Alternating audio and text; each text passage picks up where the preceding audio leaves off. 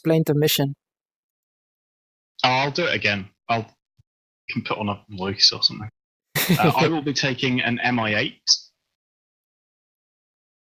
Okay. I'll take a Huey. I'll take a MiG-21. Make sure you don't anger the Turks. Yeah. I don't plan to. I'm not that very good at it yet. And I don't feel like going up against F-16s with AMRAAMs and stuff. Oh, they don't have AMRAAMs. Luckily, I've made sure that even if they do turn hostile, they won't have modern weapons. Thanks.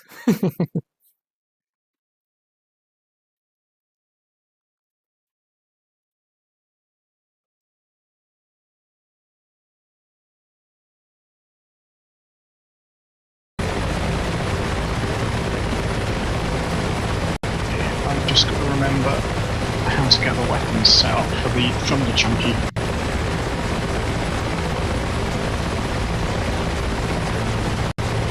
Yeah, I guess same thing for me for the left and right gunners. How do you activate them? Left control 3 and 4. Also, I'm just going to have to disconnect quickly because I've still got the Russian cockpit for my MI8. I forgot to change that over. I've been meaning to do that for ages.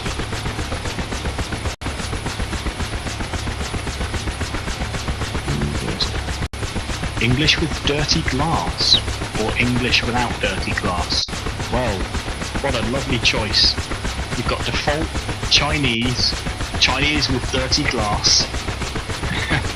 That's what I normally eat on a Saturday night.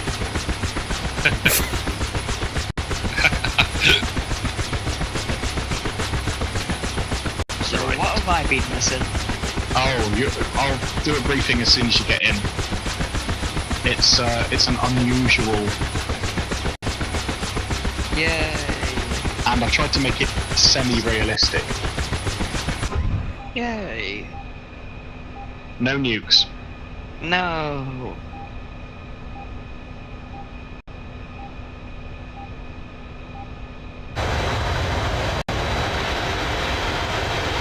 Oh, you gave the MiG-21 rockets. Yeah, in case we need you for ground attack. And I'm hot started as well. Yeah, everybody's hot started with weapons. Yeah, you should be able to. Okay, I haven't trained in rockets yet, but selecting them is pretty easy. Yeah. For the Huey, it's point and shoot. There's no computerized help, and I mean, you have to flick a switch, I guess, and you have to get the aiming device down. You can fire them without having the aimer down if you really want to. I tend to do that because I know roughly where the rockets will go, just intuitively, because I fly the Huey so much. As far as the weapon selector goes, do you know where your master arm switch is? Yes. Okay.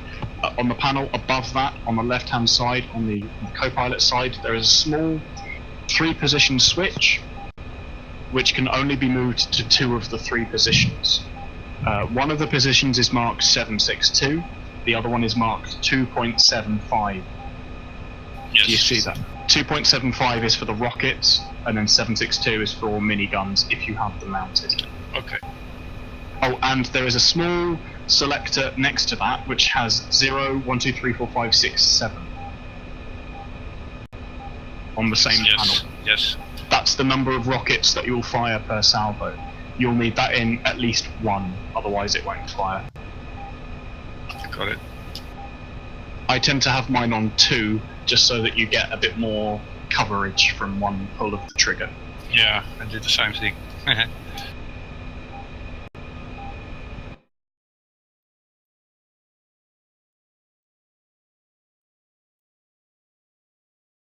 Right, that's it.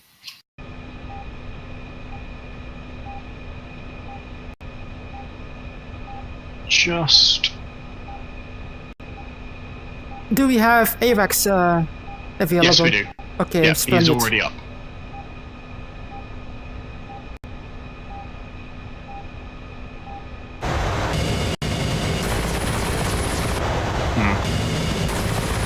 I'm missing something, I'm sure. Yes.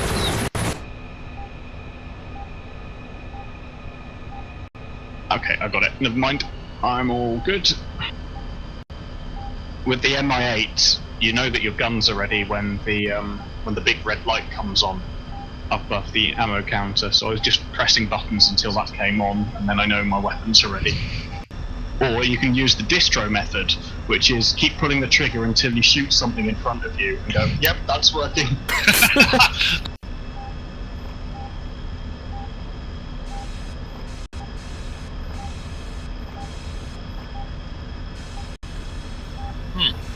I wanted to fuel up, but it doesn't.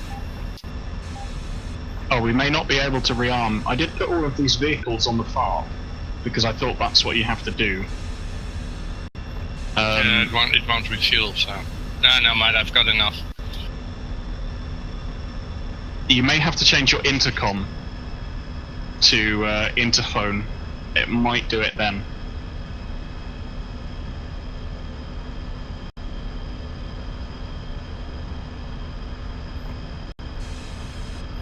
Okay, where do I find that? Shit. On the center console, near one of the radio panels, there is a switch which has inter something else, and then 1, 2, 3, 4.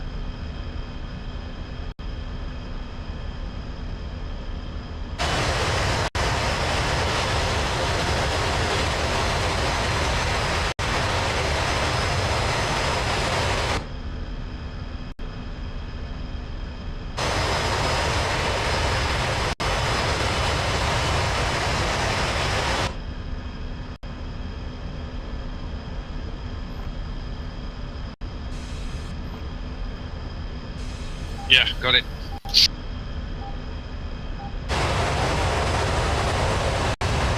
Put it on int? Yes. I think that's the right one, and then it should let you rearm. If not, then it's an issue with the FARP rather than the helicopter.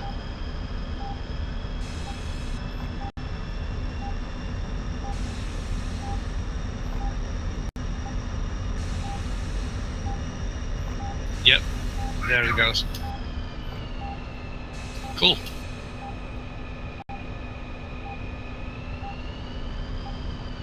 Yeah, fuel's going on. Did you give us R60Ms or the normal R60 Tilly? R60Ms. And I'll give a briefing once we're all ready. I'm trying to think what's going to be better, rockets or ground, because I mean there's a lot of ground targets there. How many people are going in? Well, you and I are the only helicopters. I really mean how many people are we expecting? Roughly. Oh, hostiles? No. Players. It's probably just us. Okay.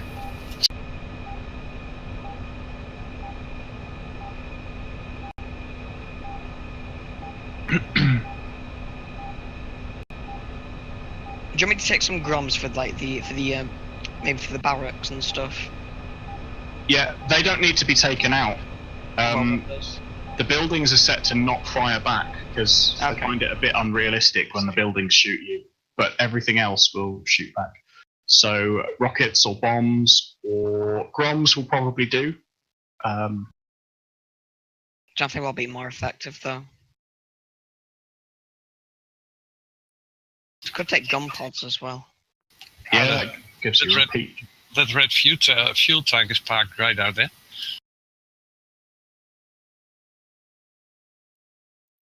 The one on the FARP? Yeah. Yeah. I think he forgot to brake or something. He's practicing his hill starts. Yeah, we're going to take gun pods. I see some contrails up to our 1 o'clock. I was just going to say that. I think that's our AWACS. Okay. Yeah, it is. I've just checked on them. Okay. Can I give the briefing? Yep, sure. Sure. Joker? Yeah. Everybody on the stream? No one commented yet, so yeah. Okay. Go ahead. Maybe no one is watching yet. This is a Black Ops mission. We are pretending to be Russians, and we're going to fly from Georgia into Armenia. There is a small camp there where a high-ranking NATO official is staying. We have to insert a Spec Ops team to grab him and then take him back to the FOB where the helicopters are. Fighters must cover the helicopters and provide ground attack if we need, although the only attack that we are anticipating is from man-pads there. We are going to be very close to the Turkish border, so we can expect Turkey to send up some F-16s or other jets, but we anticipate them not firing at us unless we fire at them. Neither of us want an international incident. Now, as far as everybody else is concerned, we were never here. This is a Black Op. So the helicopters will move in, take out any ground targets that are there, and put the Spec Ops onto the ground. Then we'll run back to the FOB where we started. We also have AWACS available, so they'll call out any hostiles.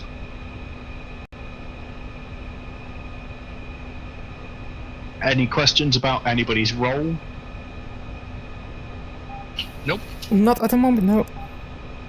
No. I just wanted to add that the new Caucasus map, in case anyone didn't hear that yet, will have an additional part south. So I guess we will have a bigger part of Armenia, maybe some part of Turkey as well. That would be interesting. Cool, yeah. People have been asking for Turkish airports. Yeah, I mean, there's a reasonable amount of the map down there that you can see. There's a good couple of 100 square miles.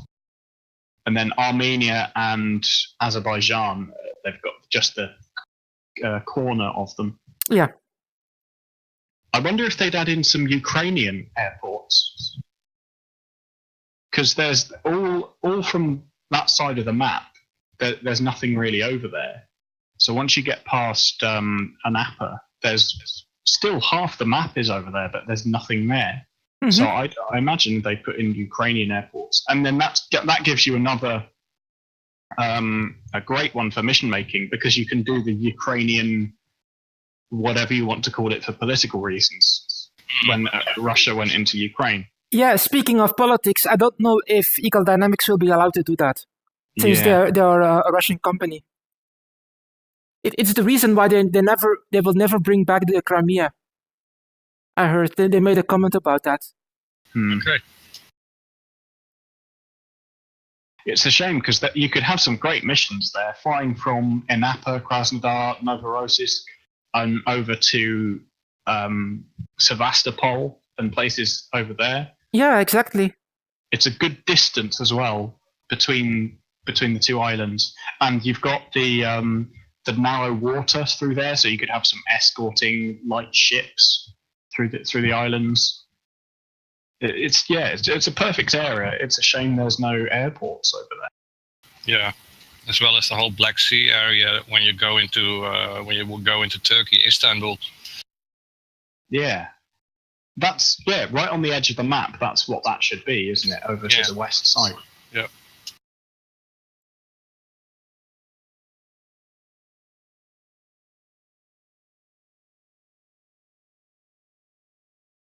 But yeah, I had to check on Google Maps which one of these was which. I knew Turkey. I knew which bit Turkey was on the map, but I get confused. They both begin with A. It's Armenia and Azerbaijan. So, getting them confused. I still knew where Azerbaijan was, because I remember back in primary school we learned about the civil wars there in Angola. In Angola and Azerbaijan. Well, there's the Armenian genocide that the Turks did. And Azerbaijan and what did I say? Angola. Azerbaijan and Angola, yes. Angola, that was also, I think, 82, 83? Yeah, I think so. Yeah, that's Africa, right? Yeah. And there was Rwanda in the late 90s, I think. Mid 90s. But maybe since, well, Dusty and I were talking earlier before you came on about the map technology. And apparently, Eagle Dynamics said that they're hoping that maps will be as important for DCS as aircraft.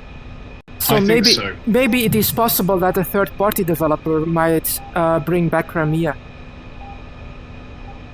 Well, they're doing the Gulf of is it the Gulf of Oman? Yeah. Around Iran, Yes. the UAE, The all Strait of that. Hormuz. That's it. That would be great. Well, I've had an idea for another mission. We take off at Beslan and we have to take out the Eurovision Song Contest entrant from Azerbaijan with a nuke. Yes. Also, Let's not mess with in the Strait of Hormuz, there is a pretty important Iranian submarine base. I forgot how it's called. And since there are some submarine assets that are being included in the sim as well, that could be a mission that we have to take out submarines in the harbor. Oh, have you had a look at some of the current submarine assets? They are really funny. They're not even 90s quality, they're 80s quality polygons. Where it's like somebody said, describe a submarine, but now I want you to make it with flat edges only. So it's a diamond almost. It's really funny. I'll screenshot it next time I'm in the mission. I also said to Ryan it would be great if for some reason if it would be possible that you all could sort of put these maps on the globe, you know. Yeah. And then you fly from map to map, and in between it doesn't have to be detailed or whatever. As soon as you go where you want to go, then you get the details back. I wonder how hard that would be, because it doesn't have to load the whole map. You have a preload radius as it is. Mm-hmm. So yeah, I think that would be possible.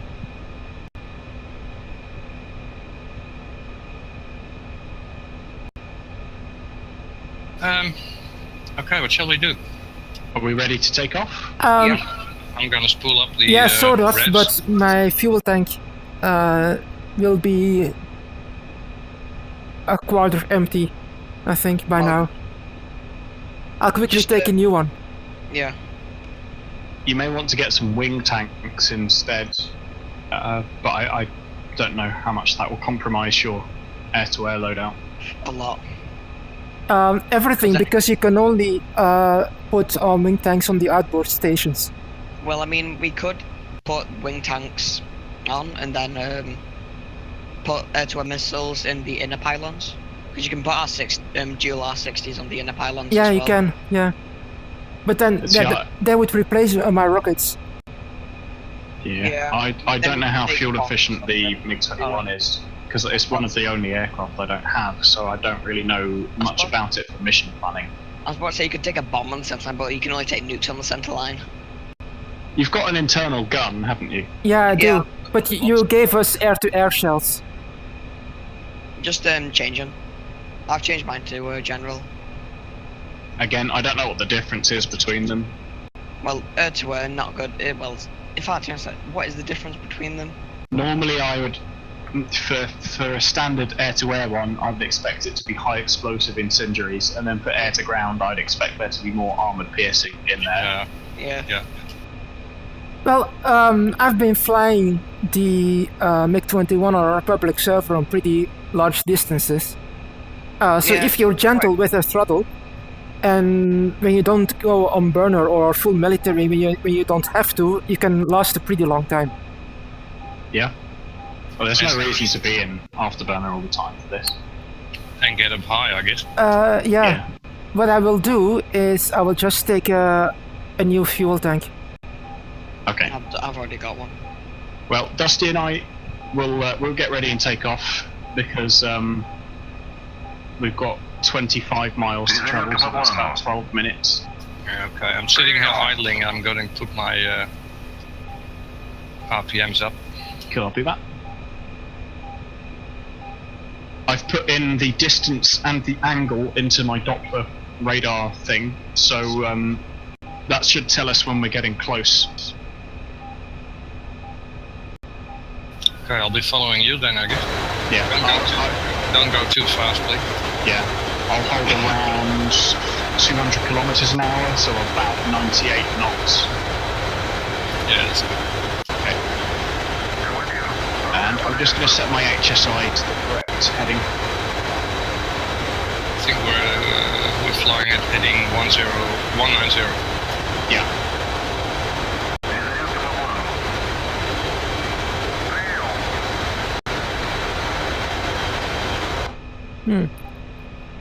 I just noticed that my nose wheel is not aligned properly yet. I'm ready. Copy that.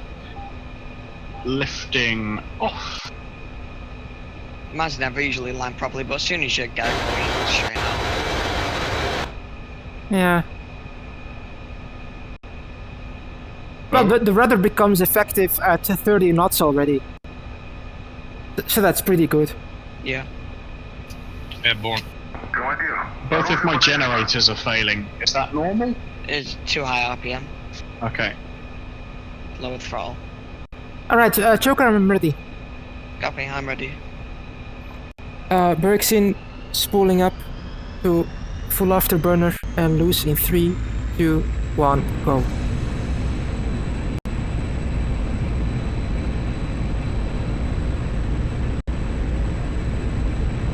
Such a wide runway. Yeah. Thin plane. Yeah.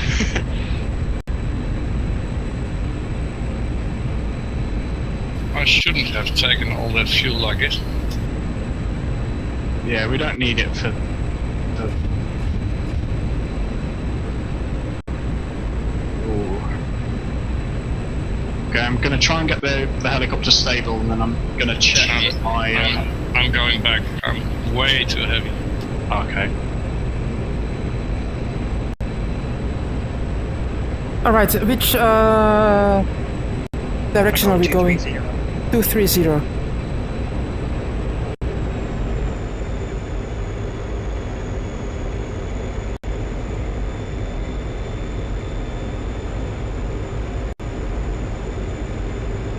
I'll just get a new one. This is no use.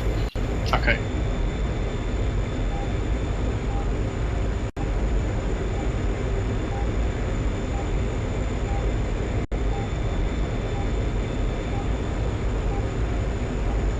I'm in a gentle climb as well.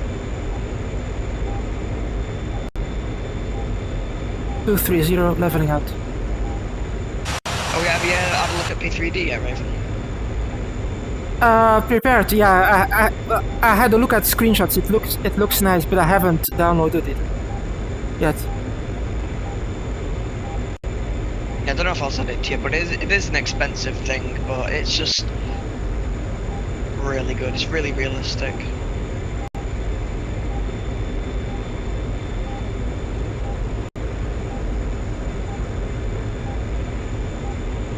Yeah, possibly. I'm focused now on DCS, and I want to get stick time in the MiG-21. Yeah. I imagine it will take a while to get used to it and to become good at it. Well, I mean, to get used to it, not hard. To get good at it, it's hard. Yeah. Well, I want to get good at it. Yeah. It's just learning how to use all the systems effectively. I won a dogfight against an F4 earlier. Oh, well, you're in luck. I wonder what Turkey will send up after you guys. Oh no. Well, thank God you can kill F4s in a dogfight.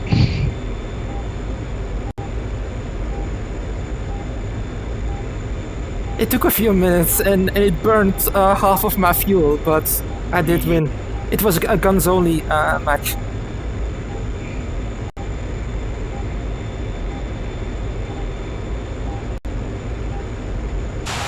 Yeah, I'm excited to try these gun pods in air-to-air as well. See how that's gonna work. Is that you by the FARP, Dusty? Yeah, taking off again. Copy that. I'm just passing along the lake side.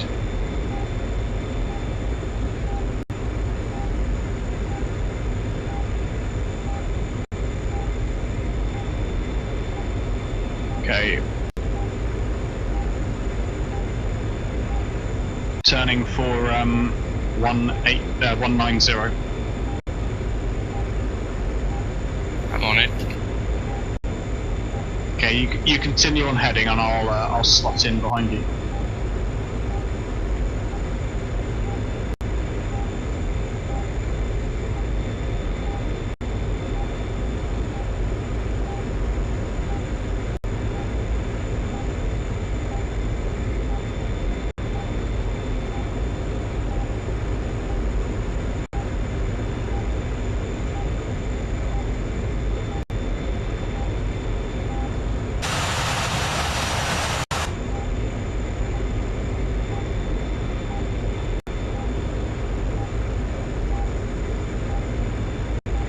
Also, I have a glass of wine with me, so my flying is only going to get worse as the evening goes on.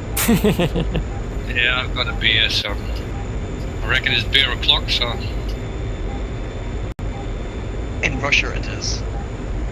It's always beer o'clock. I cracked open a tinny.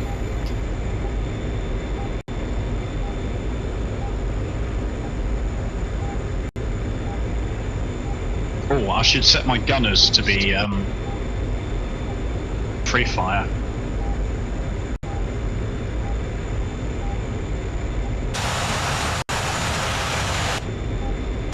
Yeah, basically that's what I was trying to ask. How do you do that? Not opening the doors, I know that. Left shift 3 and 4? Or left control 3 and 4? I forget which one. I think it's control. Yeah, one of them opens the door, one of them tells them to change their rules of engagement, and then one of them changes how long they will fire.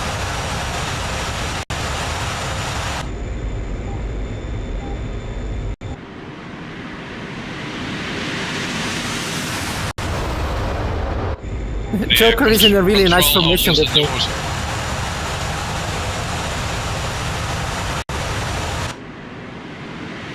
They look really good in that black camo. Yeah. Do you like the number on the side of my plane, Julie? I took a note out of your book. 69.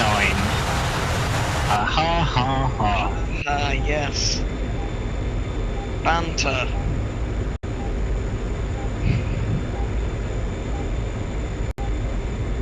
Oh, I think I've overtaken you, Dusty, so I'll try and slow down a bit.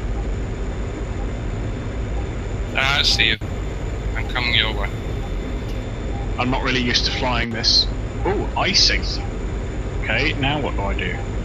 Turn the rotor anti-ice on, I think, Yeah. probably. Where the fuck is that? I've got On the rightmost panel is the anti-ice and dust protection. No, wait. Anti-ice might be on top of the pilot's head on your left panel, but anti-dust is, I think, on the right.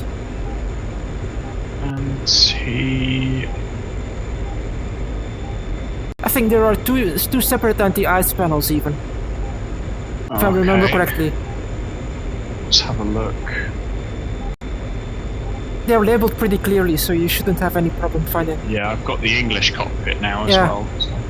That helps a lot. There's generators, heating, dust protection, lighting. That's radios. Fire.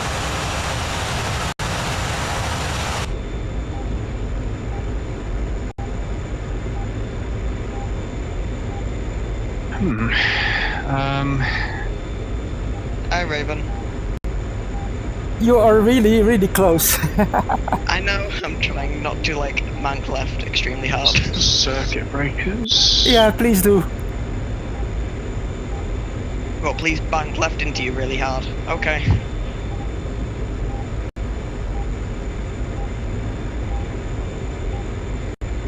It's not like in the KA50, is it, where you flick the switch up for dust protection That's and what I flick was. it down? No, it's not like that. It's a separate switch. Okay.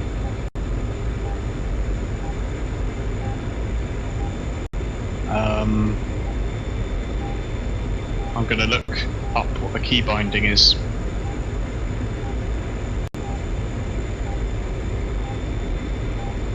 Left overhead panel, it says.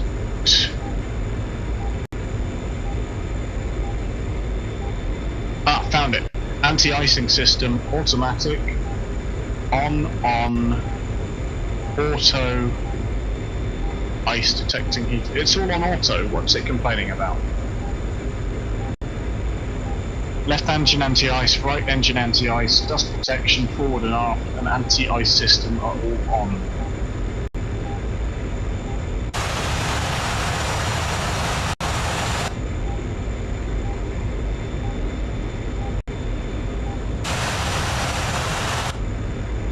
Jesus Christ, you're at 20,000 feet.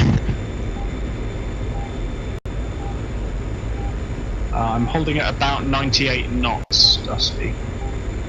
Raven, I know you want to be efficient and all, but I think 20,000 is getting a bit high. We're at 2,000 meters. We're at 2,000 meters. I'm at 90 Not knots. 20,000 feet, I think. But let me... We are at 20,000 feet. Are Yeah, we? you're at 20,000 Yes. feet, yeah. Okay. So we might have had the Q&A wrong up. Yeah. You guys are coming up onto the target area. Oh, then I should... Yeah. I'll reduce the throttle to 90%. Copy. I was going to full military up until now, just to climb. I'll trim so that I can hold And level. You can use the SAE recovery, and that's basically auto level. Yeah, and I know I have that mapped to my joystick. Yeah, that's what I use if I just want to cruise. I'm approaching a small lake. You just passed But it. I prefer Yeah, to I be just passed it. full manual if I can. Yeah.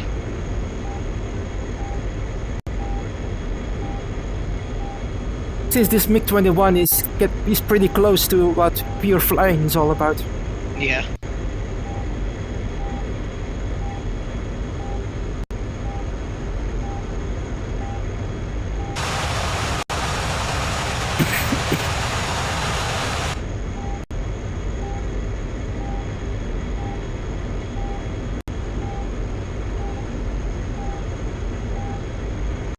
I'm getting nails from about 10 o'clock, 11 o'clock. I don't know. Is that you? Do you have your radar on? Might be the AWACS. No, I don't. Oh yeah, it could be the AWACS. I keep my radar off. Since we have AWACS and I only have R60, I figured there's no need for radar. Yeah. And since you can only use it for 25 minutes, Well, I just keep it on standby, just in case I need it.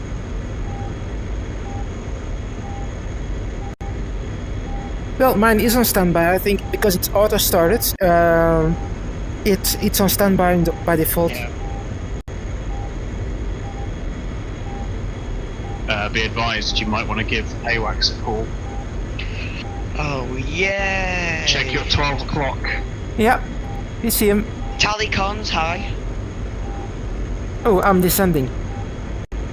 Raven, check 12 o'clock high. Yeah, I can see it.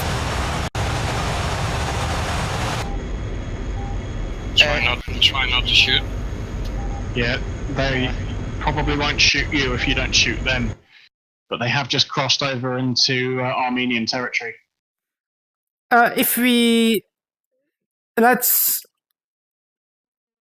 go left because we don't want to cross the border with Yeah. Turkey.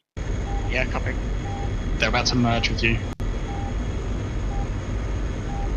First one's just passed over you, second one's still coming in. Yeah. I'll tell you if they turn aggressive on us. They probably won't, but you never know.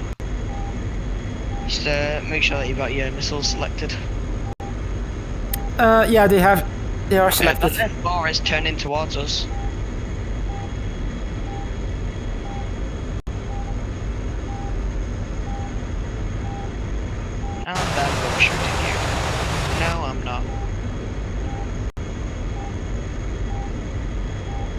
Yeah, keep in mind that I'm not very used to this yet.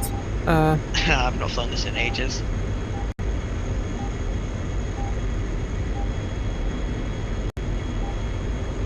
Yeah, second one's passing over us. Check the F4 ahead of us. Do you think he's in burners? They're both in burners. One of them's coming into Georgian airspace now. It's passing over my head. Oh yeah, indeed.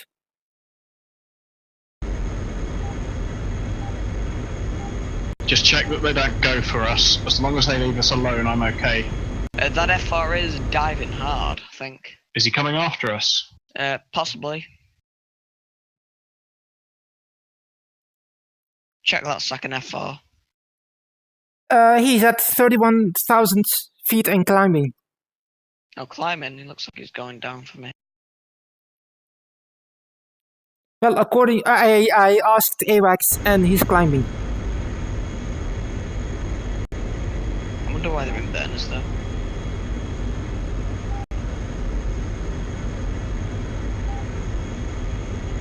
Just try to keep with the F4s. Let's go to about 95% RPM, just in case they go for the choppers. Yep.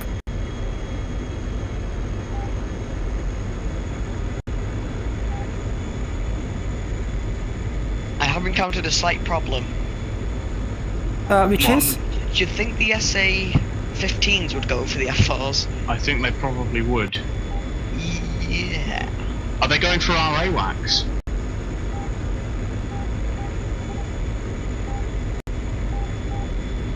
Could very well be. Well, if they're not shooting at us, as long as we don't fire, why should they go for IWAC? Yeah, exactly. If the rules of engagement are return fire only. Well, We've just had two friendly MiG-21s are inbound. Then it looks like the friendly 21s are going after the F4s. So this could be about to kick off. We've also got stuff behind us.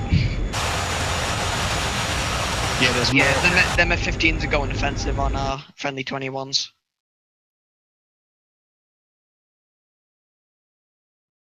There's more Turkish stuff is coming from the Turkish side. Do you want us to stay with you just to defend you from these F-16s? Yeah, I'm almost at the base now. I can see the Yeah. I can see the lake. I'm gonna orbit till Dusty's here with us. Yes, go in the left holding pattern, Raven. Yeah. So we can defend these.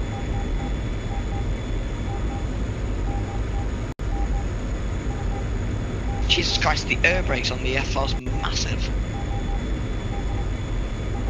Well, one F4 down.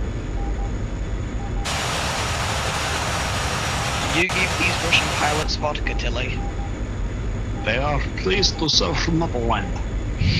The Tor just fired. On them.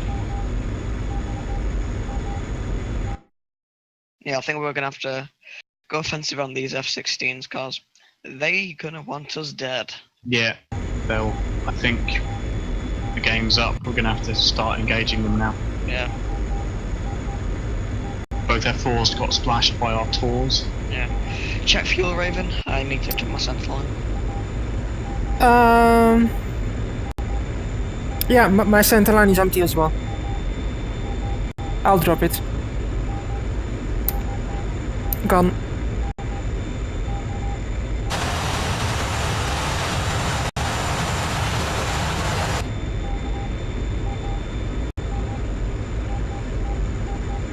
I'm climbing this ridge. Would there be a reason why the AWACS isn't talking to me? There shouldn't be. Well, because he isn't, I'm just gonna be cheaty. F-16's at 10,000. Well, yeah, I look on F10 and pretend it's AWACS. Since the AWACS communication is pretty limited as it is anyway. Yeah.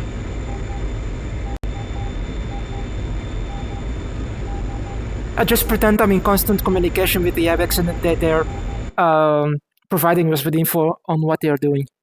I'm gonna get below the clouds. Okay, Dusty, let's run in on that lake now. Tilly, you trying to make... Did you give the F-16s GAR-8s? No, they're Ps. AIM-9 Ps. Oh. I'm not that cruel. Cruel? Yeah, to them.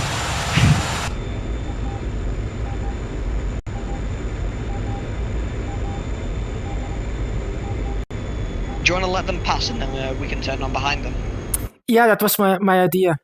Yeah. To just stay right inside the border and see what they will do. Yeah, we've got a friendly MiG-21 in hard on them as well. Very fast. Yeah, jeez. Yeah, I see the light. Could be that, Dusty. And the target, I think. Yeah, I'm going to make a rocket pass. Okay, I'm gonna activate my door gunners. Got tally on friendly MiG-21. I think. Yeah, they're merged. They're merged. This is an F-16, I think. One's already dead. Yeah, one F-16 is gone. I'm being locked. Oh, that's you, I see. Oh, lock is gone. Okay, they both got shot down. I think there's going to be more of them coming now that it's turned hot. God damn it, Tilly. You gave them too much vodka.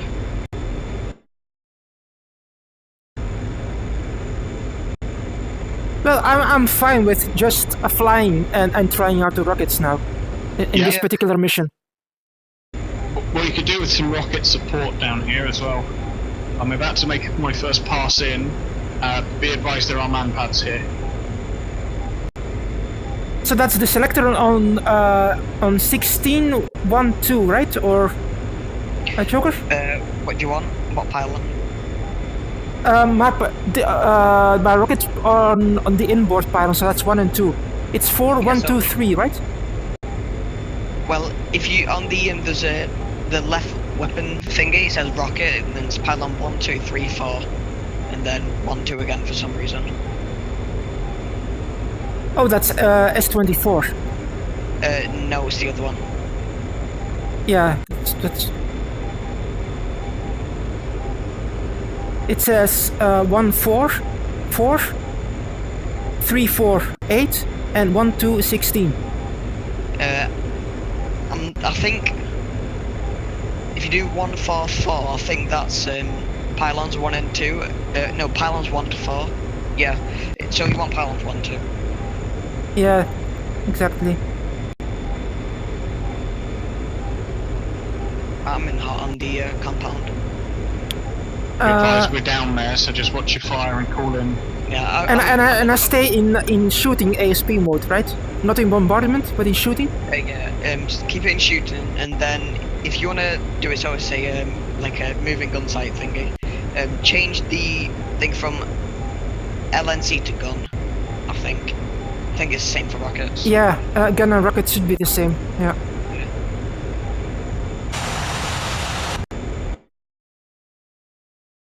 Oh, I have to turn back. I'm back into Georgia. Yeah. What's the biggest threat of the vehicles? Man pads.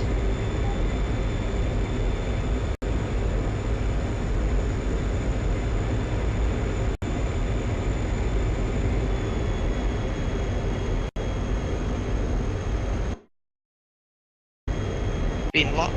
I think, no wait, or is that my altitude warning? Yeah, that's the altitude warning. I'm extending out, Dusty. I need to get some range for my next run in. I'm going in. Shit.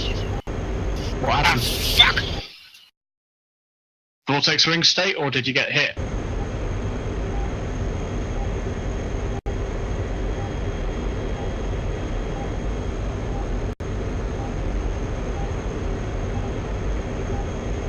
Is there a salvo mode, Joker, or is it just that it keeps firing rockets until as long as you press the trigger? I think, I'm not sure. There might be a preset burst. I'm not sure if you can turn it off or not. Oh, I should put the master mode in ground mode as well. Yeah. And IR missile in neutral. I don't really think that matters, and something else just spawned in because of the little lag spike. That was me, I guess. Okay, I'll make a pass.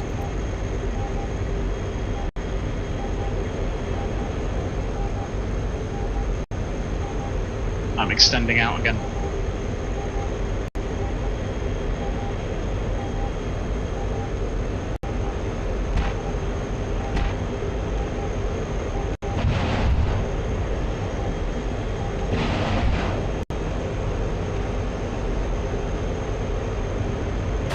troops. I see a dead jet. Yes, I crashed into the wires of that tower. Gotta watch out for that. Yeah. I thought, oh, okay, I'm going to miss that tower, but then there are those wires sticking out. I'm making a slow pass to see if my gunner will do anything. Mine didn't. Yeah, was that a bug that we found where the gunners just didn't engage anything? Because I think last time we did helicopters, our gunners just refused to shoot. Could be. I had them on free fire. Yeah, mine are too.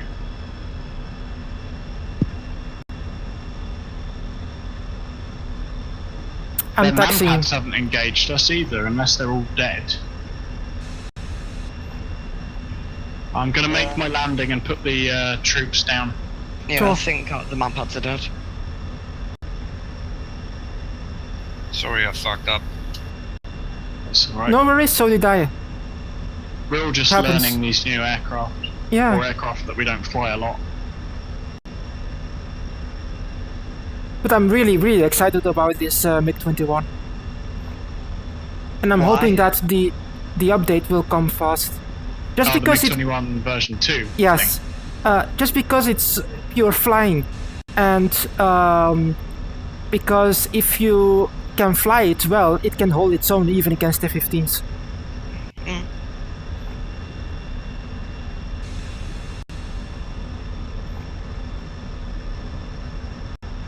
Oh. Well, I guess I messed up those triggers. What's wrong? Well, let's just continue Oh. killing. Mission accomplished. Okay. I think I Let's put just the wrong keep trigger pushing zone. Yeah, I know what I did there. So when you land and your speed is low for each helicopter, it sets up flag 2.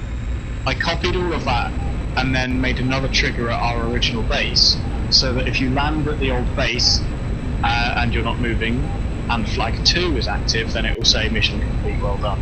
I think what I did was I put the wrong trigger zone in, so as soon as I landed here, it did both of them, and it says mission complete, well done. So that's my fault.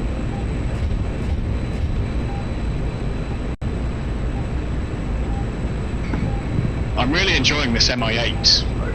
Yeah, it is. It is really, really a lot of fun. It's a bit of a handful to fly. Package recovered, get back to base. But we already completed the mission.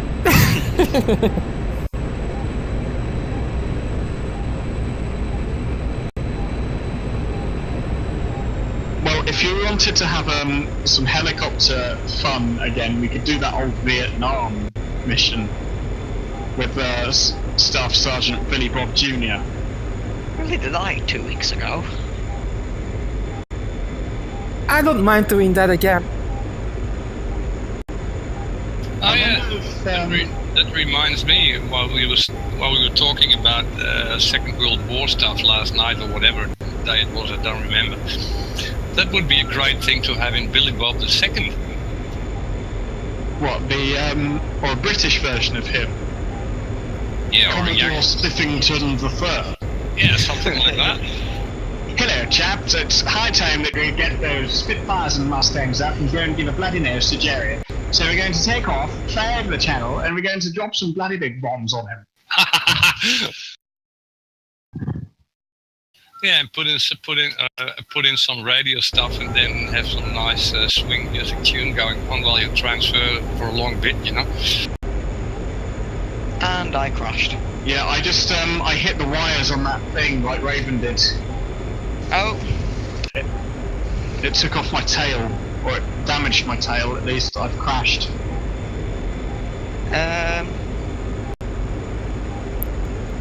you look fine. I'm inbound Yeah. again. I want to do some more rocket runs.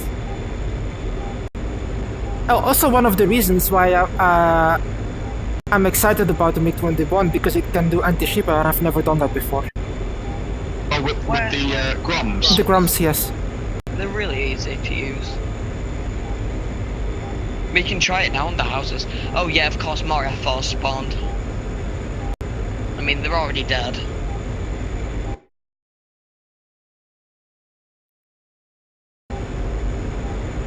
Yeah, the gun only works when I take manual control of it. Which, again, that is great fun. Yeah, but for the sim, it's a serious issue, I think. Yeah. Yeah, it completely ruins helicopter missions if you can't have your gunners doing their job. Yeah. It's very important for self-defense for the Mi-8 and the Huey. So is that the mission done? Yeah, I messed up one of the triggers, and we all messed up by crashing into that big bloody pole. Well, Maybe I should. I can have some fun. I'll make another mission one day called Revenge of the Pole, where we have to nuke it to get our revenge. I'm planning to strafe it now, that pole. Yeah.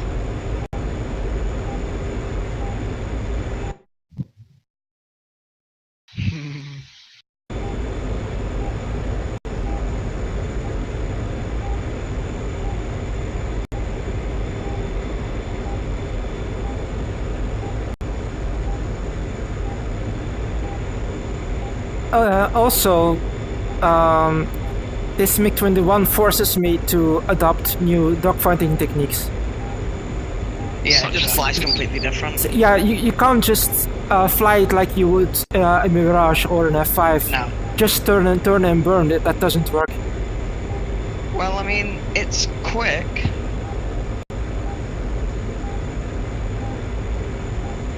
Yeah, but you have to use the vertical plane a lot more often. Yeah. You can't just fight horizontally, you need to fight vertically. Yeah. It's how I beat at F4. It's only good doing that kind of thing at high speed. Because you can just lose so much energy so quick and then you just stall. And you have to use the rudder more actively. A lot more. Which is also a good preparation for the F-14. Yeah, yeah. Since the F-14 fights in the vertical as well, in dogfights.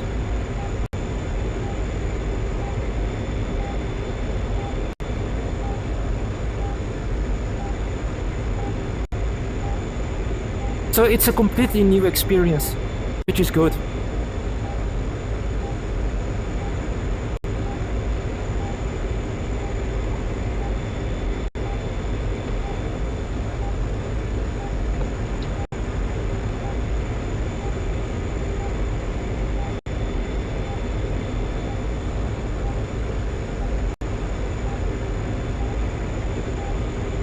I've not updated the PvP thing for tomorrow, but I'll do that. And is everybody still up for doing that tomorrow evening? Yeah. Yeah, sure. Yeah. Yeah. Yeah, if you can get your Groms ready, that will be a good anti-ship missile for the MiG-21. Yeah. Yeah. Do some practice of it now. I've taken up one of the F5s with this heavy load that you put on. Now that's an experience. Yeah, it doesn't like to. You've got to be quite gentle with it when it's heavy like that. Yeah.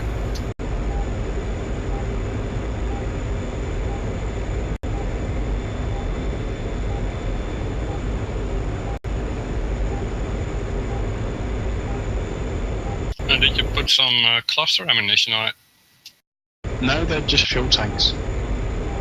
Hang on, what are the green ones on the autopilot then? Rockets with aerodynamic fairings on the front. That will disappear okay. when you first fire. Yeah, get it. I'm wondering for tomorrow how the Viggen and the MiG-21 will get on in a dogfight. I think the MiG-21 can turn better than the Viggen, but the Viggen has more power. The Viggen can stay in a high G turn for longer. It will bleed off its speed eventually. I think they both bleed off their speed. I mean, compared to the MiG-21, it's just more maneuverable. What's better, the R60M or the RB24J? Well, the R60M's the short range, but you can take more of them. I mean, you can take 4 in a Viggen as well, which are better than the R60M. Well, they're rear aspects, the Viggen's ones. Yeah, my only gripe with the, if that's the correct word, with the R60M is that the explosive warhead is pretty small. Yeah, I mean... Yeah. So sometimes you have to fire 2 missiles to bring a fighter down. What was I about to say then? Fuck. No, I forgot. You know the Viggen has those different sidewinders on it? Yeah. There's the 24J and then the 74. Yeah. The 74 has twice the warhead size of the 24J. What, does that not decrease the range of it by any?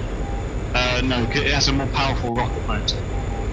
So the 74 has a 10 kilogram warhead, and the 24J only has a 5 kilogram warhead. So, I mean, I don't have any trouble killing stuff once they hit. If a sidewinder hits, it hits. It's good damage. But yeah, it's going to be interesting to use the Viggen tomorrow. I think a good tactic for the Viggen pilots, which I guess will be Risky and myself, is we'll take RB-04s and then 4 sidewinders, so that we can dogfight after we've done the anti-ship. But equally, the MiG-21s could take 4 R60Ms and 2 Groms. So we both have 2 anti-ship missiles and then 4 dogfighting missiles. As well, the MiG-21 it can take countermeasures as well. Yeah, you can take countermeasures and yeah, without compromising your weapons loadout. I mean, this is my opinion, but it'd probably be better for you or Risky to take countermeasures in jammers. I mean, maybe not jammers, but just countermeasures. But then we're down to 1 missile each. It also depends how many people we get on, because Piper says he'll be on tomorrow, but we won't have Distro because Distro works. But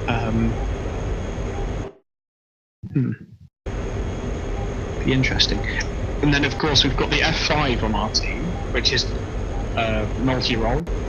Can take rockets and bombs to kill the houses. It's still got sidewinders and guns. The A10s, I don't know if we'll have any A10 pilots on. The Su-25 as well, that was an interesting one to plot. Yeah, it'll be interesting. Hopefully we can get 4 versus 4. I feel that's a good number. Yeah. The F5 is so much easier to fly than the MiG-21. Yeah. More limited armament though, only 2 missiles. Yeah, but I mean, the F5's weapons are better though. I mean, the MiG-21 is probably... I mean, it can take more, but it's not as good.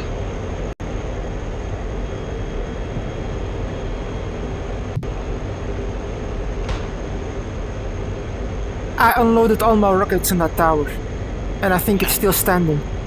Let's have a look. Yep. But that was fairly accurate. I did manage that tower from a good distance away. Yeah, they're pretty accurate. Does it have a laser rangefinder? Because whenever Distro's done MiG-21 rocket passes, they are laser accurate. I don't know if it has a laser. I think you can use radar to range it. Oh, that would make sense. Yeah, if it has a basic ballistics computer, and this is one of the later MiG-21s. Yeah, it's a MiG-21 BIS, so that's one of the later models. Yeah, so with radar ranging you can be quite accurate for air to ground. What's the bombing like? Pretty good. Is it CCIP? No CCIP. Ah. You can use the radar again to range it. As I will demonstrate to you in a minute. Oh, you've got a nuke. Do you really have a nuke? Yep. Maybe. No, really, no. Oh, then I'm out of the way. But Yeah. you may use all your rockets. Well, once you finish your like ground stuff. Yeah, well, just wait a moment. I still have cannon rounds. Yeah, just tell me once you've used all of your stuff. Does the 21 have an ammo round counter for the? No. It's just 3 buttons. If you go and get jammed, press one of them. You press one of them just to be able to. Yeah, no, they're pyrotechnic. It's small explosive on the gun breech, and you press it, and it blows the bolt back on the gun. But is there a difference between 1, 2, and 3? No, it's just them 3 different explosives. Yeah, there's just 3 numbers of it. So if you've used it once and you get another jam, then you get number 2. Okay, that makes sense. They had a jam though. It shouldn't do. I mean, I wish that that it would actually happen though, because I mean, it'd be kind of cool.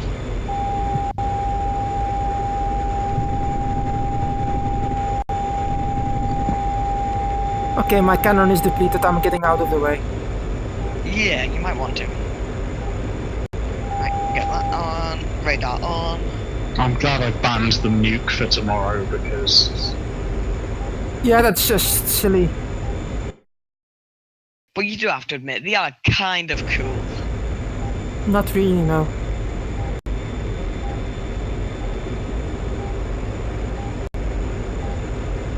I mean, it's a bit messy, and it doesn't actually kill anything.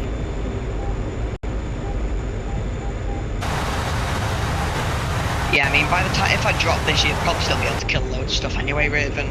I've not actually had a kill with this in ages. Did the F4, was the F4 capable of carrying a nuke? No. I've got a clue, to be honest. I don't know. I know that there were lots of US aircraft that were capable of carrying the M61. Yeah, the F-84, the F-86, I think. The F-100, the F-105 probably as well. The F-16 can. Well, yeah, but I mean the earlier models. Yeah. Well, we've got one idiot in North Korea who's up to this stuff. I think that's far more than enough for the world. Yeah, stupidly enough, the ability to carry the M61s that we still have in our bases is one of the main arguments to replace our F-16s by American modules, F-35s, because well, my personal favorite for Belgium would be the Gripen. Oh, I love the Gripen. Yeah, I love it as well. But the thing is, Saab says no nukes ever. So that excludes the Gripen in the view of our politicians, basically. And then it only leaves the Eurofighter and the Rafale, and I don't know if they're compatible with that. I'd like to take a Rafale. I think that must be a fantastic thing. The Rafale is better than the Eurofighter. Well, it is my personal favorite to fly, but I think, well, for the Belgian Air Force, the Gripen is good enough, and with one engine. I personally, if I would have to fly it, I prefer aircraft with 2 engines. I've got good news and I've got bad news. Bad news is, I killed me and the other 2 MiGs. The good news is, I completely cleaned out the whole place.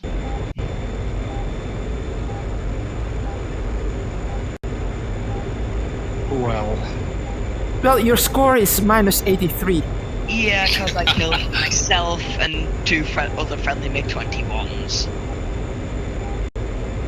I kind of dropped it a little bit low. That's why they put parachutes on them. It's not implemented. It doesn't work. Yeah, but I get your point, Raven. Same thing here in Holland as well. I mean, we are both these small countries, but on the other hand, there's also these idiots that say we have to be able to compete anywhere in the world whenever it's necessary with some silly mission somewhere. Yeah. The thing is, if I would be in charge of our Air Force, I would say don't buy fighters at all. And stick with what we're good at.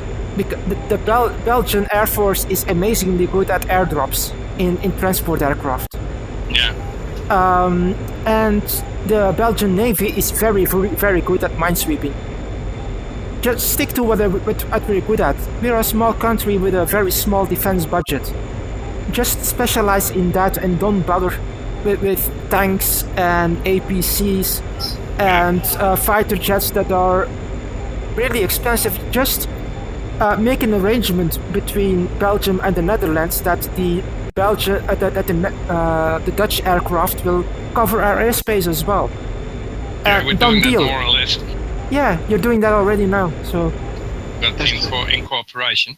Yeah. On the other hand, like you say, yeah, I could live with that. I mean, for the Navy is concerned, we are very good at submarines, so do that.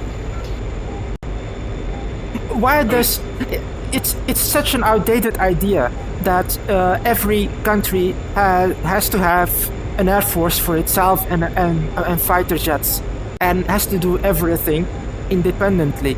Why not just cooperate? Look at each individual country within the EU and look at what each country is good at. Yeah, and stick to that. That's typically the 50s, of course. There's the Baltic air policing mission. The Baltic states, which don't have their own aircraft, get all of their interception done by NATO. I think, who was it doing it last time? They've had Gripens over there, probably from Hungary. And I think we've just done it last year with Eurofighters. But we've been there as well with the F-16. So that's an example of that. But yeah, there's already a little bit of, for example, if there was a larger scale war, Britain has absolutely no seaborne early warning capabilities. Now France and America do. They have Hawkeyes, which they can launch off their aircraft carriers. But currently we have none.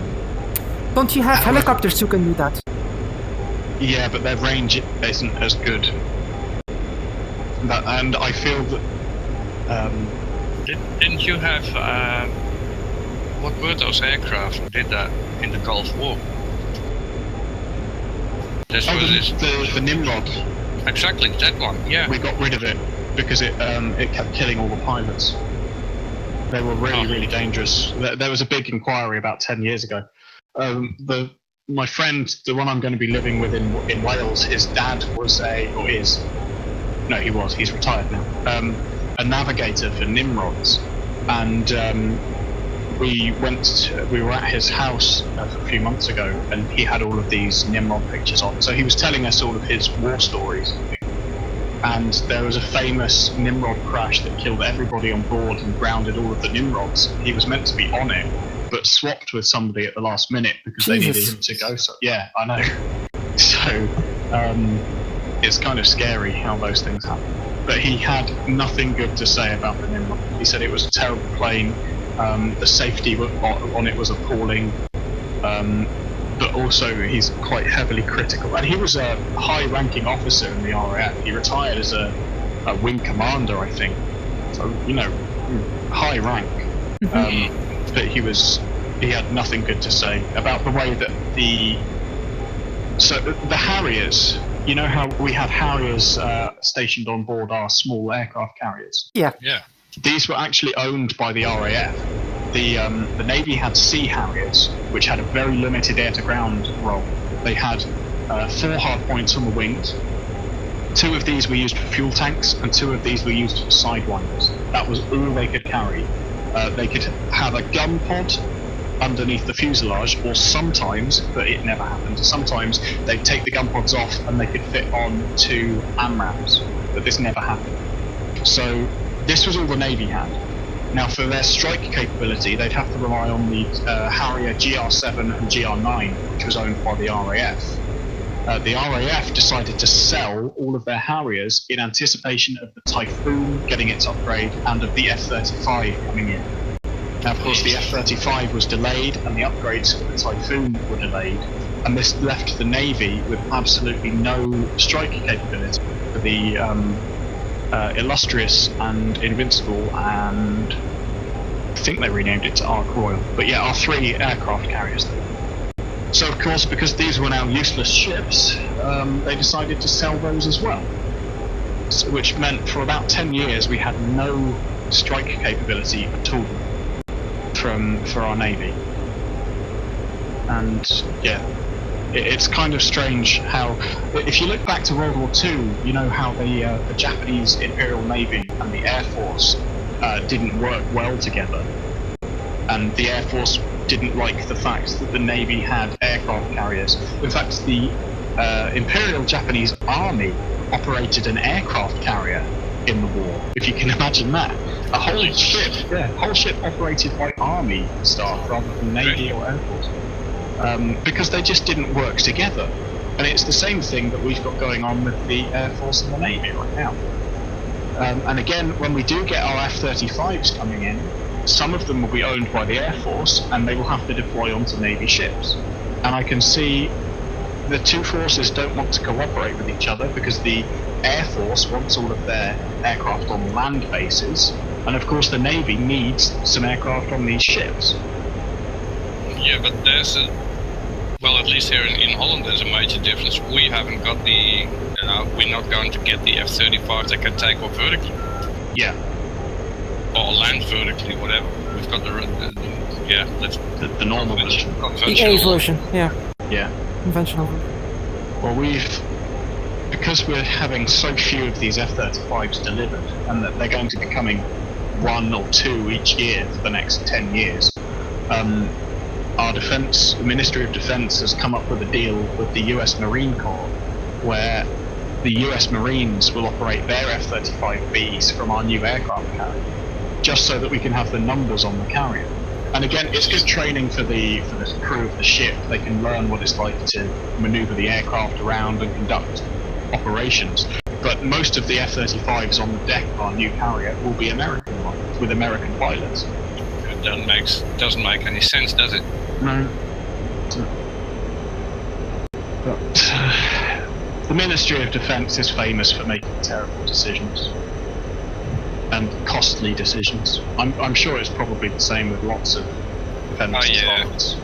Yeah, ours as well, because their decisions are based on politics instead of real needs. Yeah, exactly. For our military. Yeah. They reorganized our structure, so we no longer have an air force or a navy. We have a land component, an air component, and a sea component, which is basically going back to the structure of the pre-50s. Yeah. Canada has the same thing, I think. It baffles my mind. Why would anyone do that? I suppose maybe if it gets the administration of it in a more central place, rather than having 3 organizations running their own thing, if you can have them centralized. But I don't think that's a good idea. I can understand why people would do it, but I don't think it's a good idea. Although, having said that, with my argument about the RAF and the Royal Navy not working together, maybe if they had a single administrative centre with one boss telling them both what they have to do, maybe they would work better together. But who knows? Have you heard about our destroyers? No, I don't think so. The Type 45 destroyer, we have 6 of them, and currently 5 of them are in for refit, because the engines don't work in warm water. Oh, Jesus. Yay! And you know what? The Ministry of Defense said, we knew this when we ordered the ships, we didn't foresee them needing to go into warm waters.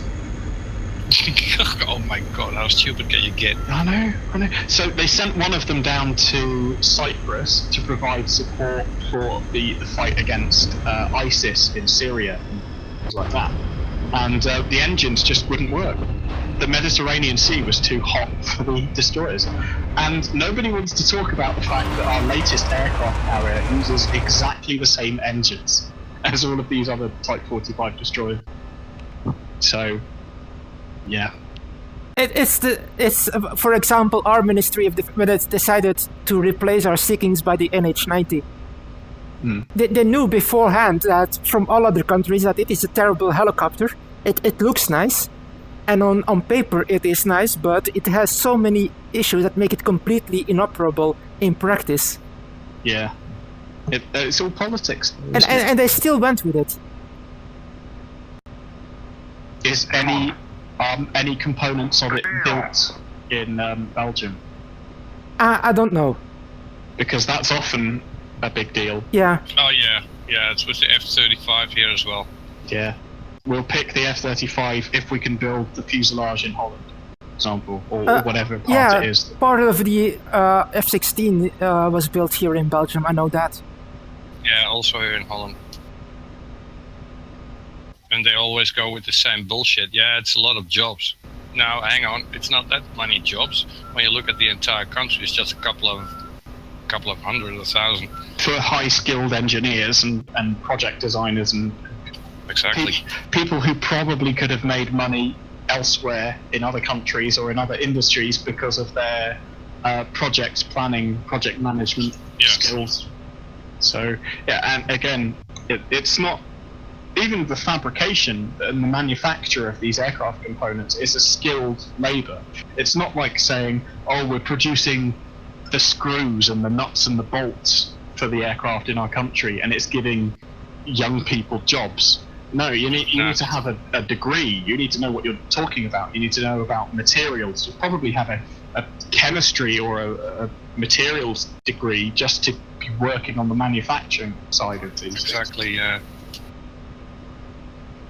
So we have the same thing here with yeah.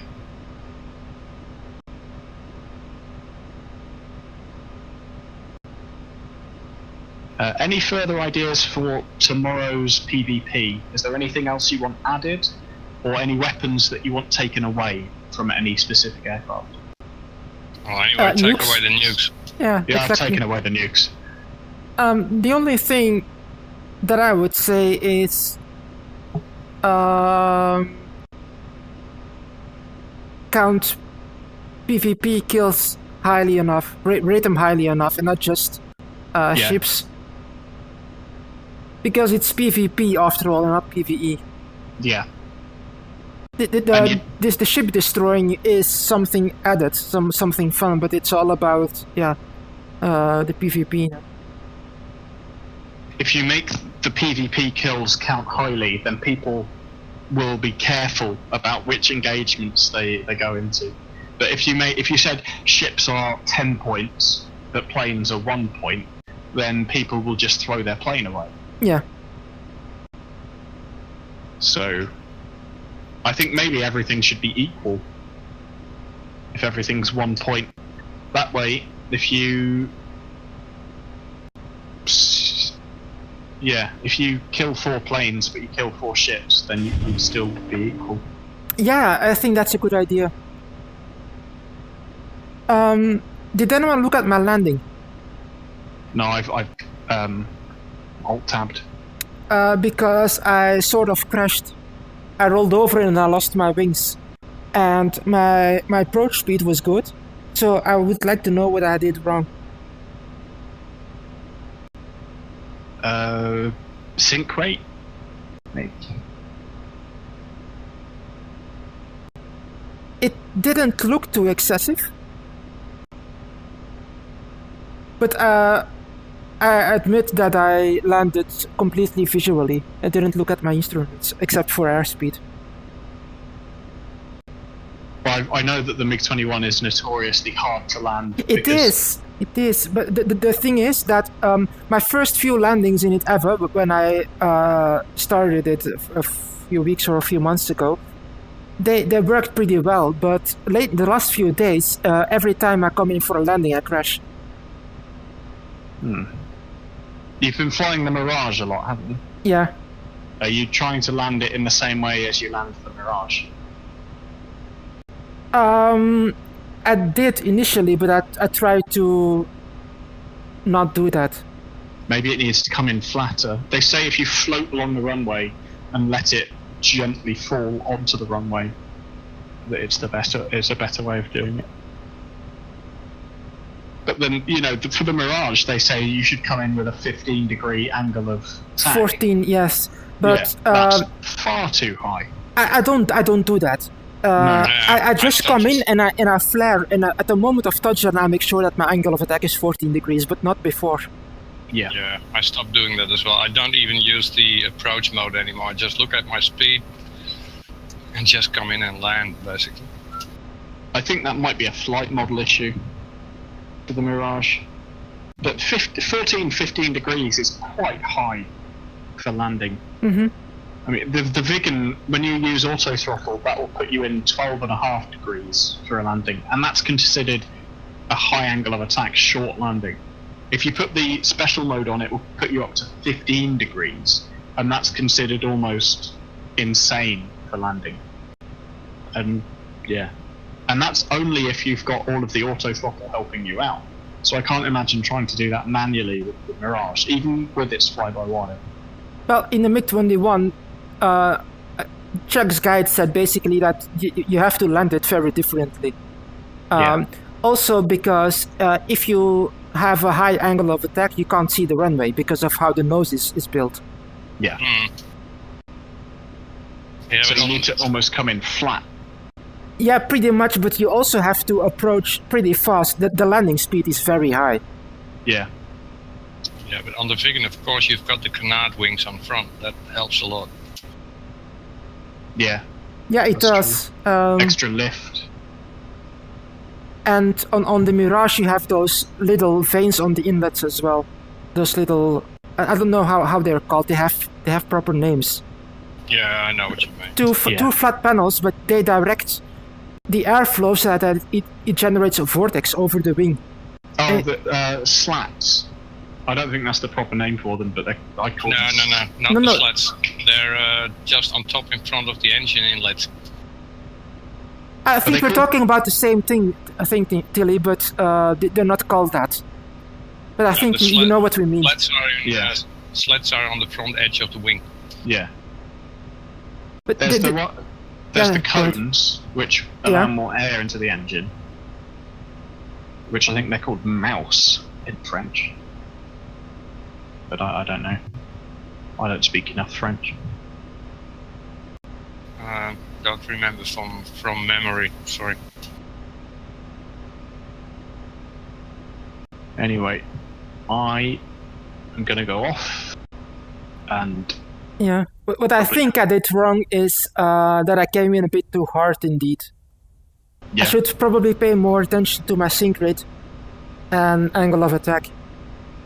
Because I think you can only land at about 2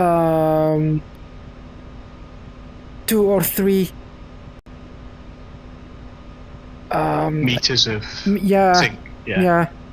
That's quite gentle.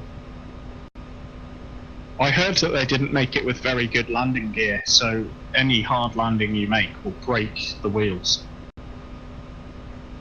Well, the MiG-21 is designed to be operated on makeshift airports.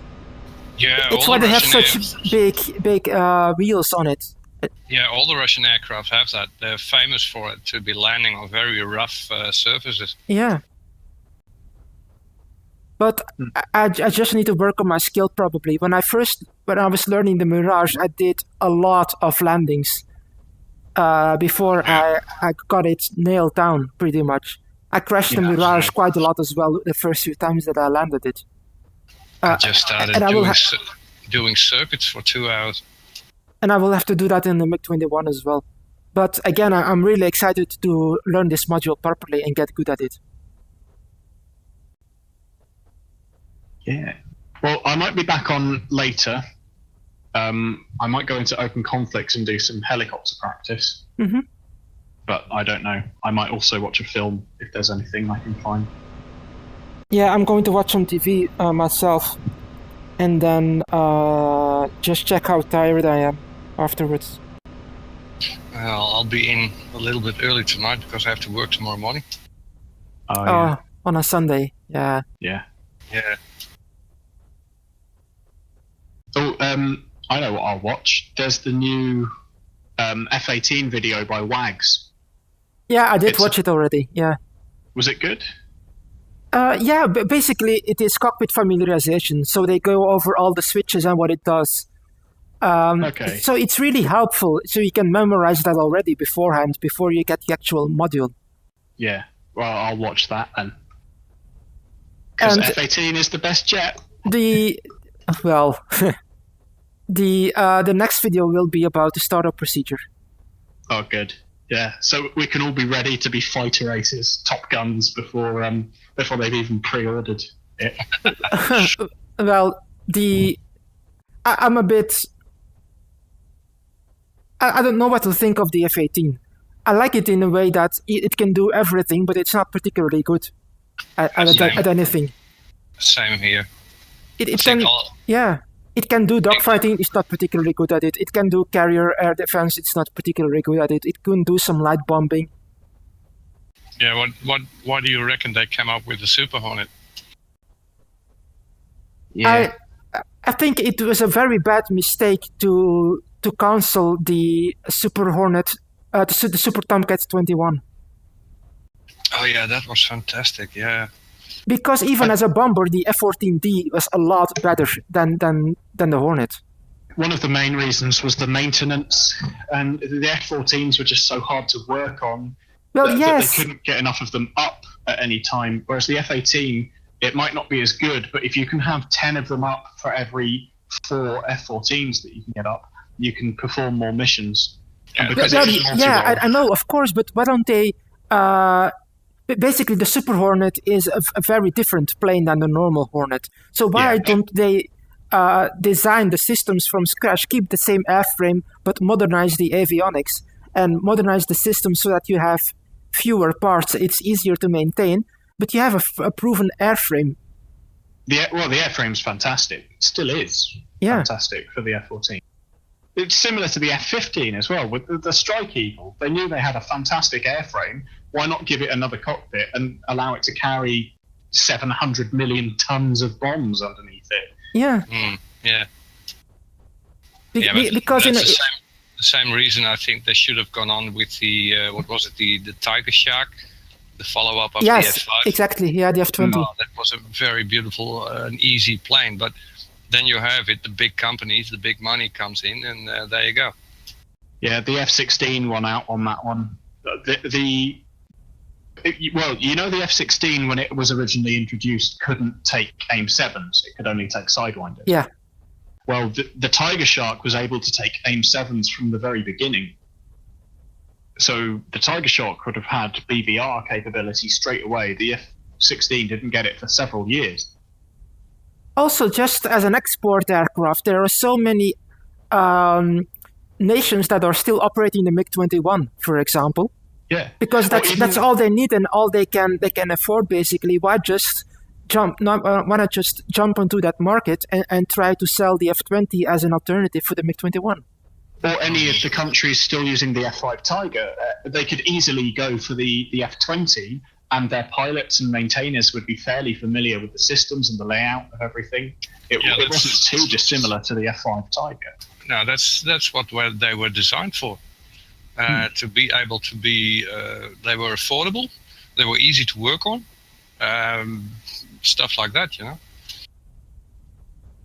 All aircraft now have, I forget the name of it, but my dad was telling me about it, how every electronic component for an aircraft is a standard size. It's either full-sized or it's half-sized. It's a certain square or a rectangle size that you have to work with.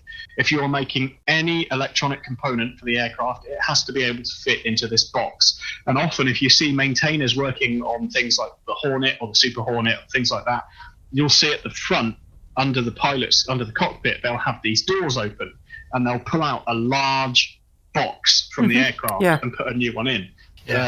These are all line replaceable units. So if you need a new radio system or a new encryption for a radio or a new computer, you just pull it out and put the new one in.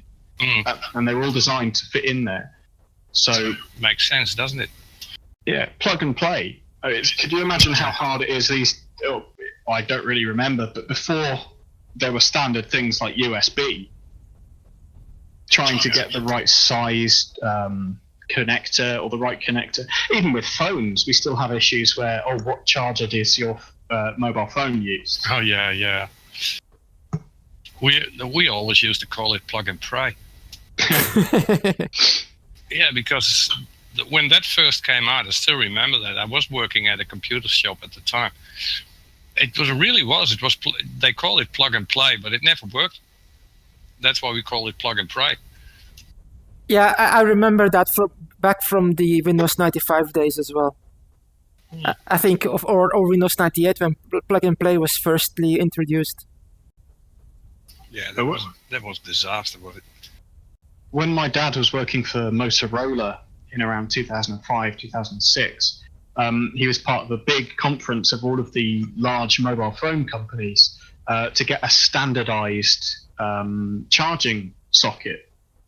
And eventually they did agree, some of them agreed to use the same one. And you know what came out in 2007? It's the first iPhone, which used its own charging port. Yeah. And of course the iPhone was a success for other reasons because it was completely new, touchscreen and everything. But yeah, it's interesting how that went down. But then again, loads of people have iPhones. It's easy to find a charger. I always have the idea that somebody has to reinvent the wheel. No, we know much better than the other one. So we're going to use that. Well, I have a Samsung phone now, and the mini USB can be used for my Kindle as well. So when I go on a trip, I only have to take one charger with me. It's just better. Yeah. Well, I've gone completely circle on that. When I got my first mobile phone, I don't know how you call them, cell phones, mobile. I'd still call them mobile phone, yeah. And when I got the first one, there was one of those old-fashioned big things, you know. It was more or less driven by coal, and you had to throw it in to get the fire going, bullshit like that. And anyway, at some point I was walking about, I don't even remember where, but it doesn't matter. And somebody started calling me with the most stupidest questions. How do we do this? How do we do? And I said, "Come on, guys, can't you work that out for yourselves? Why do you call me? Fuck it, I've had enough of it." And so I hung up, and I went there a couple of hours later and said, "Okay, what do you do?" "Yeah, we did this and that." I said, "Okay, that's pretty much what it is. Why do you have to call me for it?" So in the end, I stopped using it most of the time. I still got an old-fashioned one. It's a Nokia, still works. It's not that ridiculously old, but it's no touchscreen or any of that shit. And I only have it with me in the car for should I get in trouble on the freeway or something like that. And otherwise, people can call me on my home phone, old-fashioned way. There's an answering machine. Please speak, talk into there when you want to. And otherwise, if it's really important, they can call me back. It's just as simple as that. Yeah, exactly. I don't want to be reachable anymore at any time of the day. I just refuse it. Yeah, I use that philosophy as well. People declared me nuts when I went to the shop and I bought a normal phone with an answering machine for a landline. Why would you do that when you have a mobile phone? Well, yeah. Yeah, and I still can remember that when I got the mobile that I've got at the moment, because the old one was it was quitting anyway. You can do with this with it. You can take pictures with it. You can do this. You can do that. And I said, "Hang on, mate. Can I also simply make a call?" And yeah, you can do it. I said, "Okay, that's all I need." So I only paid, I think, 60 or 70 euros for the damn thing at the time, and that's enough. And I've got it prepaid. I haven't got a what do you call that? Contract. No. I'm not even using €6 a month or €7 a month for it. Last time I put money on it, there was the time that my wife went into hospital. That is now three and a half years ago, something like that. Then I put €50 on it because, you have to call the family and kids and everything like that.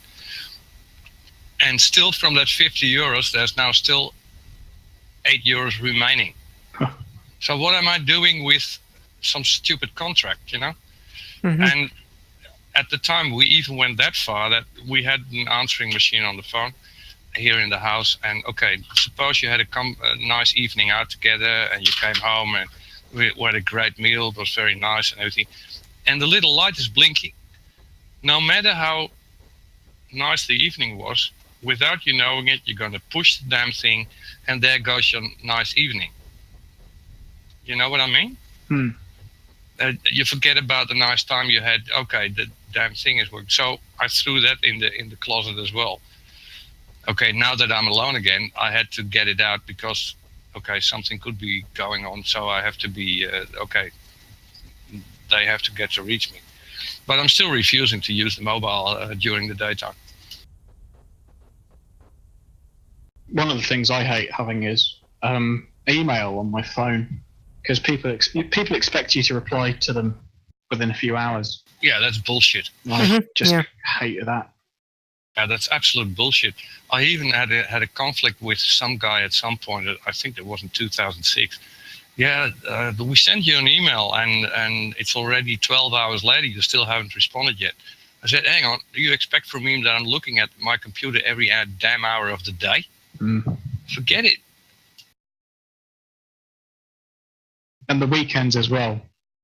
That's when I had to do group work, and they would think that it's appropriate to send me a message at 3 a.m.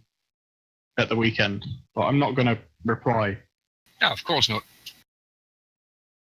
Of course, if I've got my phone on, it's going to wake me up at 3 a.m. So I just start turning it off. And it was always something stupid as well. It wasn't important. It was just, what font should we use, or what size lettering should we use for our paper printer? Yeah, well, that's something about what I just said. I was receiving these ridiculous phone calls. I even got very angry at the supermarket. That somebody is standing there and he's calling home and he's going like, "Yeah, what sort of wine should I take again?" Oh, come on. Yeah, I have a do not disturb mode on my phone. You can just set it up to be active between specific hours. And then the phone doesn't ring or the buzzer doesn't go off. Only alarms work.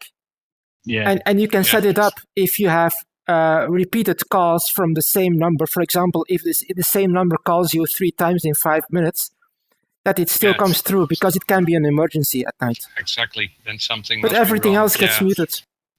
Yeah. Yeah, it's very wise, I guess.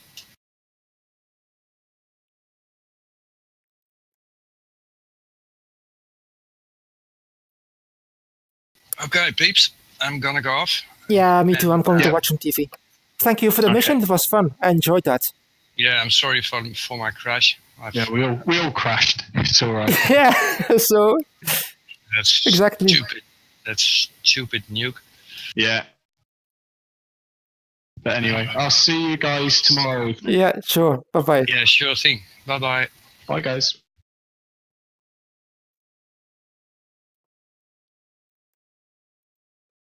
And this will be the end of the stream as well. Hello, Nick, and thank you for watching. See you tomorrow. Hopefully, we'll be doing PvP tomorrow. So if you're interested in that, yeah, look, watch our stream. We will be using old aircraft, Vigans, F5s, and MiG-21s. So that should be interesting. I'm going to head off now. Have a good evening. Bye-bye. See you tomorrow.